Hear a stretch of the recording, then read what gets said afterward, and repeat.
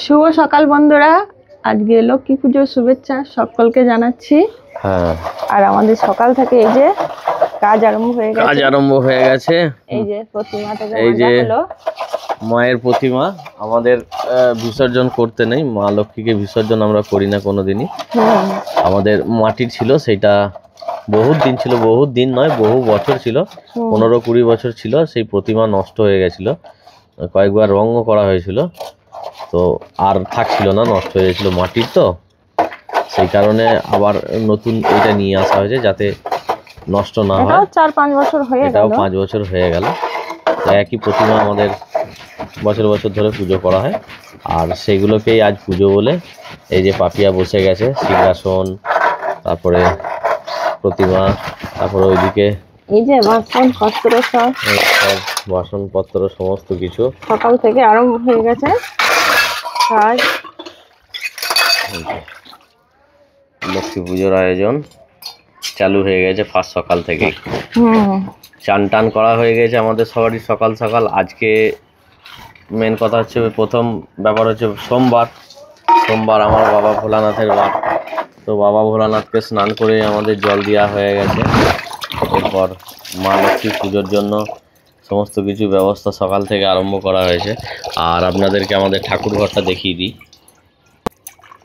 এই যে আমাদের ঠাকুর ঘর, ছোট্ট ঠাকুর ঘর।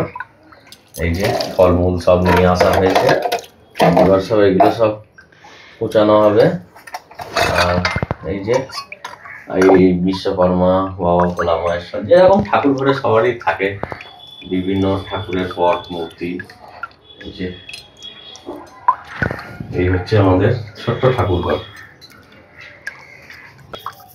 এই যে মা ফুল জোগাড় করে নিয়ে আসলো, আর ফুল আমাদের ছাদেই পাওয়া যায়, আমাদের ছাদেই ফুল গাছ আছে, জানো তোমরা।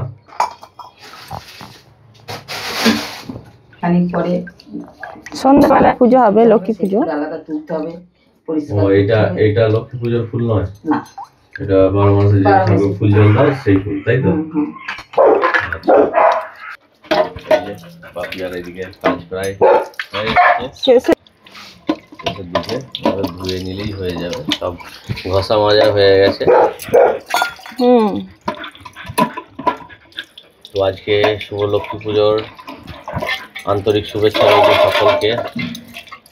মা দুর্গা যাওয়ার পর মা লক্ষ্মী, এরপর কালী মা আসছে, পুজোর ছাড় নেই, লেগেই আছে।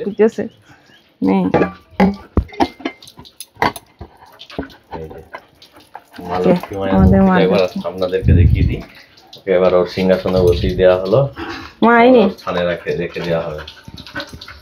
যেও না মা, ঠাকুরটাকে বসিয়ে দিই।